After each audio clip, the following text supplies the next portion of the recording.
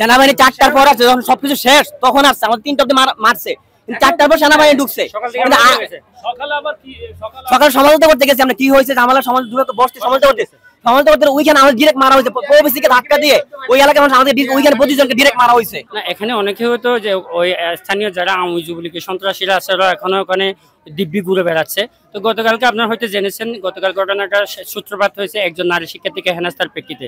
ওই নারী শিক্ষার্থীকে উদ্ধার করার জন্য সাধারণ শিক্ষার্থীরা যখন ওদিকে যায় তখন এলাকাবাসী ওদেরকে প্রতিরোধ করে। তারপর এখানে বিশ্ববিদ্যালয় প্রশাসন অনেকটা নির্বিকার ছিল, কোনো প্রশাসন ওখানে ওদেরকে রেস্কিউ করতে যায় নাই।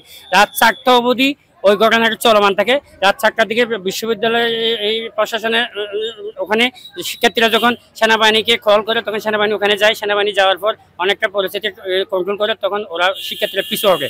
সকালবেলা সকাল 7টার দিকে বিশ্ববিদ্যালয় প্রশাসন যখন ঘটনা স্পটে গিয়ে ওই এলাকাবাসীর সাথে একটু সমঝোতার চেষ্টা করে, তখন বিশ্ববিদ্যালয় প্রশাসনকে ওরা প্রতিরোধ করার চেষ্টা করে। তখন বিশ্ববিদ্যালয় প্রশাসনকে যখন ওরা প্রতিরোধ করে তখন শিক্ষার্থীরা আবার সামনে যায়। সামনে যাওয়ার পরে ঘটনাটা আবার পুনরায় সূত্রপাত হয়। তখন আমাদের অনেক শিক্ষার্থী আহত হয়।